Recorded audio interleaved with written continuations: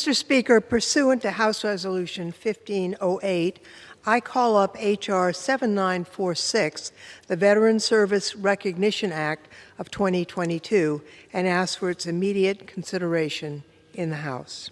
The clerk will report the title of the bill.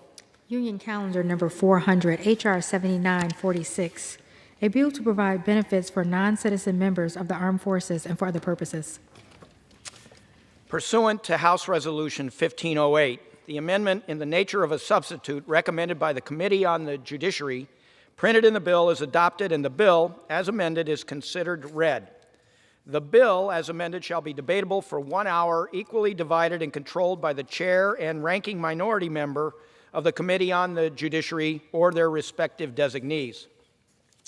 After 1 hour of debate, it shall be in order to consider the further amendment printed in Part C of House Report 117-590, if offered by the member designated in the report, which shall be considered read, shall be separately debatable for the time specified in the report, equally divided and controlled by the proponent and an opponent, and shall not be subject to a demand for the division of the question. The gentlewoman from California, Ms. Lofgren, and the gentleman from California, Mr. McClintock, each will control 30 minutes. The chair now recognizes the gentlewoman from California, Ms. Lofgren. Mr. Speaker, I ask unanimous consent that all members may have 5 legislative days in which to revise and extend their remarks and insert extraneous material on H.R. 7946. Without objection. Mr. Speaker, I yield myself such time as I may consume. Gentlewoman is recognized. Today, this House will pass H.R. 7946, the Veteran Service Recognition Act of 2022. This is a bill that recognizes and honors the commitment and sacrifices of our non-citizen service members and veterans. You know, non-citizens have served in our military in every conflict since the Revolutionary War. In tribute to their patriotism, our laws offer non-citizen service members an expedited pathway to citizenship. Unfortunately, this expedited path is not always known to the service members themselves. Sometimes there's confusion or lack of information. Not every legal permanent resident who could avail themselves of this opportunity has in fact done so, and we have found instances where service members believed that just by serving, they had become United States citizens. So our bill does do some measures to make sure that that information is better communicated in the future and there's less confusion. However, and unfortunately, the complexity of the current system, immigration system, puts some unnecessary roadblocks to naturalization, but also can have a terrible impact on veterans who have not availed themselves of the opportunity. The trauma of war can have terrible effects on our veterans. Individuals suffering from post-traumatic stress disorder are far more likely to become entangled with the criminal justice system. When that happens, citizens are simply subjected to the criminal justice system. For example, if they are arrested for drug possession, they might serve time in the county jail, and when they're released, they've paid their debt to society. But non-citizens who are in the same situation, people who fought for our country, might serve their jail time for drug possession, but then they also face immigration court, because a crime that might lead to relatively minor consequences for a U.S. citizen could lead to deportation of a non-citizen veteran. Now, non-citizen veteran service records are meant to be considered during removal proceedings, but such consideration rarely occurs. Consequently, veterans who earned the right to citizenship decades ago have been deported.